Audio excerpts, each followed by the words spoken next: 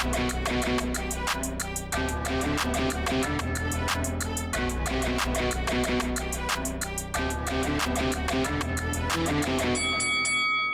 guys, welcome to Boxing Squared for boxing news and views from around the internet. And another heavyweight news mashup video today, starting with Dillian White, who's facing Alexander Povetkin on August the 22nd, but he's currently talking Anthony Joshua, warning his domestic rival who beat him in 2015, don't come in the ring. So Joshua, in a recent interview, and remember he's going to be ringside for White's fight with Povetkin, had said he might give White a punch. But White has fired back on the Sky Sports Toe-to-Toe podcast saying he might get a box if he does that. If he does that, he might get a box there and then, one box. He thinks it's a game, but I don't play games with these guys. They think it's a game, scream and shout and get in each other's faces. But if he does, he will get a box. I don't really care. I don't really know what he thinks or believes. I don't know. It's hard to say. He says one thing one day, and the next he says something else. There's no consistency with AJ. There's no consistency with him. He says this, he says that. He just talks a lot of crap. I'm sick and tired of all these guys talking all the time.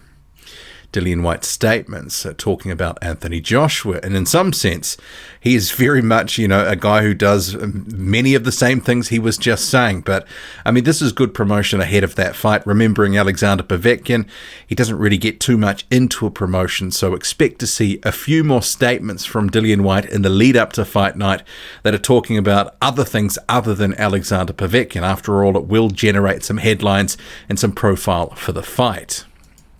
The American heavyweight Darmani Rock, who's unbeaten, currently 17-0, has announced on social media that he is no longer with promoter Rock Nation. So Rock says, on to bigger and better things, no longer with Rock Nation, no more. It's time to get the ball rolling again and turn this shit up. And then he's got an emoji followed by 17-0. So Darmani Rock, 24 years old, and he is one of the most talented up-and-coming prospects on the American scene right now. So I would expect that now that his situation with Rock Nation is clearer, that he's not promoted by them anymore, I think there will be some interest from a number of promoters, and there's a couple that could probably make a lot of sense right now, Top Rank being one of them, or potentially he could be enticed by the PBC. Remembering the PBC just lost F.A. Ajagba, he was their sort of up-and-coming heavyweight below the guys who were already at contender level. So perhaps Top Rank or PBC could take a punt on Darmani Rock, who has had some issues, especially consistency of training and keeping his weight down. But he does have skills, he's got good power, and he is a guy that could potentially go a long way in the heavyweight division. So I would expect at some point he will be signed by one of the big promoters. The Mike Tyson and Roy Jones Jr. exhibition is set to be pushed back according to The Ring. So a Ring TV report says that the reason for postponement, and they're talking potentially about November, is due to the belief that a later date could help generate more revenue for the event, which has caught massive mainstream attention, even if in a circus-like fashion. So I guess the situation with that is it could be a double-edged sword, because will the interest be able to be maintained pushing it out a couple of months? I would have thought strike while the iron is hot, while there's not a huge number of cards to compete with. But, we'll see what happens there. That's going to be a pay-per-view, $50. And remember, it's not actually a fight. It's more like sparring. It's an exhibition. There is going to be no winner in that one. And if someone gets cut, the fight's over. And if someone gets hurt, the fight's over.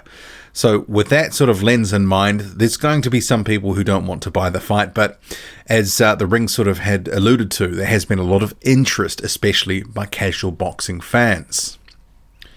Otto Wallin has been training with American heavyweight Cassius Chaney ahead of his fight with Travis Kauffman, which is later this week.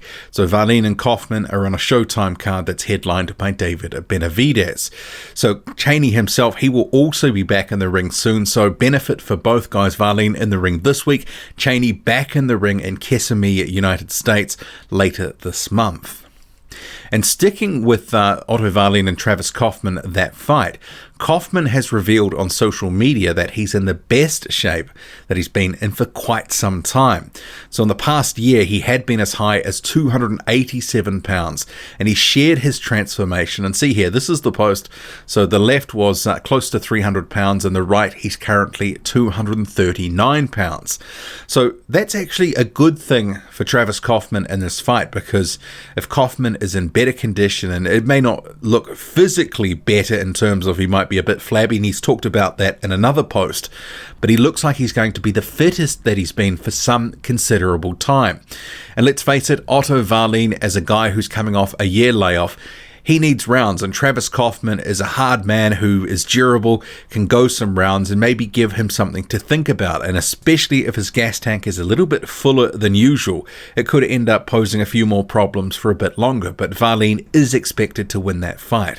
But it looks like Travis Kaufman will give it his all. So he's been out of the ring since the end of 2018, since when he was beaten by Luis Ortiz. The IBF has made minimal changes to its top 15 rankings update for August. So see here on screen, this is the 15. Agit Kabayel is the only guy that's moved up the ranking, so he's up a couple of places. And as a result, Derek Chisora and Tony Yoka dropped down one spot respectively. So Kabayel, he recently fought Yevgenis Lazaridis, and that was on a card in Germany.